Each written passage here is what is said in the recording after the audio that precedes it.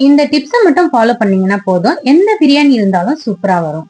அஸ்ஸலாமு அலைக்கும். Hi friends. அரிசியும் உடையக்கூடாது, பிரியாணியும் குழையக்கூடாது, பிரியாணியோட டேஸ்டும் மாறக்கூடாது.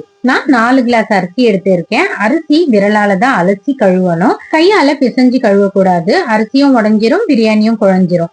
அதே மாதிரி அரிசி அதிகமா ஊறினாலும் பிரியாணி குழஞ்சிரும். ஒரு 20 நிமிஷம் ஊறினா போதும், அதிக நேரம் ஊற வைக்க கூடாது அரிசிய. வெங்காயத்தோட அளவு 1:2 ரேஷியோல இருக்கணும். 1 கிலோ அரிசிக்கு 1/2 கிலோ வெங்காயம் போடணும். Chicken biryani, mutton biryani, veg biryani எந்த பிரியாணி இருந்தாலும் இதே குவான்டிட்டி தான். நாம போடுற வெங்காயம் தக்காளி எல்லாமே நல்லா வதங்கணும், அப்போதான் பிரியாணிக்கு டேஸ்ட் கொடுக்கும். பிரியாணிக்கு சேர்க்கிற தண்ணியோட அளவு ரொம்ப ரொம்ப முக்கியம். நான் 4 கிளாஸ் அரிசி எடுத்திருக்கேன். காயும் வேகணும், அரிசியும் வேகணும். அதுக்காக நான் 7 கிளாஸ் தண்ணி போட்டிருக்கேன். தண்ணி போட்ட பிறகு உப்பு செக் பண்ணணும். இந்த நேரத்துல ஒரு பிஞ்ச் அதிகமா தான் இருக்கணும் உப்பு. முதல் கொதி வந்த பிறகுதான் அரிசி சேர்க்கணும். அரிசி சேர்த்து ஒரு வாட்டி மிக்ஸ் பண்ணிட்டு மூடினா, தயிர், லெமன் எல்லாமே போட்டாதான் பிரியாணியோட பிளேவர் ரொம்பவே சூப்பரா இருக்கும். 5 நிமிஷம் கழிச்சு மறுபடியும் மிக்ஸ் பண்ணிட்டு மேல நெய் விட்டு தம் போடணும். தண்ணியோட அளவு கரெக்டா போட்டோம்னா பிரியாணி ரொம்பவே சூப்பரா உதிரி உதிரியா வரும்.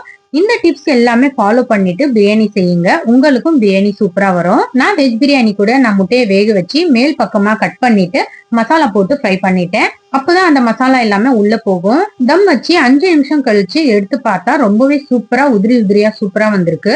இதே டிப்ஸை நீங்களும் ஃபாலோ பண்ணுங்க. பிடிச்சிருந்தா ஒரு லைக் பண்ணுங்க.